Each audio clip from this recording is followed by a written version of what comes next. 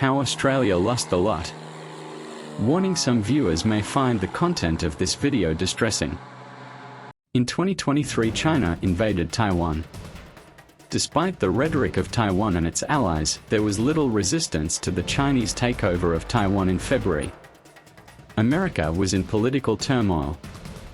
Losing American lives in some faraway place didn't bide well for the re-election chances of the Biden government. Instituted in the hope of avoiding war, appeasement was the name given to Australia's policy in 2024 of allowing China to expand its territory unchecked.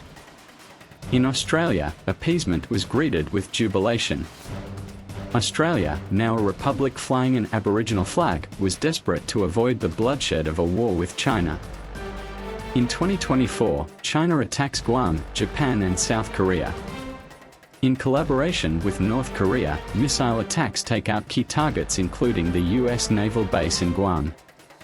This ensured that the Chinese Navy had an unhindered route west around New Guinea towards Australia and New Zealand.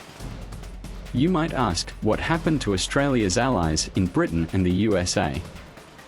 Britain and fellow NATO countries were engaged in a prolonged war with Russia following Ukraine's defeat.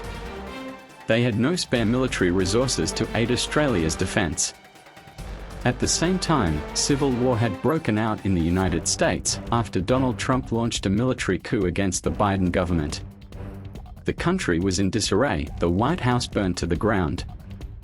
The Albanese government's plans to bolster its defence capabilities was too little too late. Hopelessly outnumbered by the might of China, Australia was ripe for the picking, so to speak, and without the support of allies, it was inevitable that China's ambition to take over this resource-rich country came to pass. On April 1, 2026, Albanese relinquished all power in a bloodless takeover. Those that had opposed China were sent off to labor camps for processing. Those left were re-educated in the ways of the communist government. Unions were illegal, as were general elections. Working hours were raised to a 5-day 40-hour week.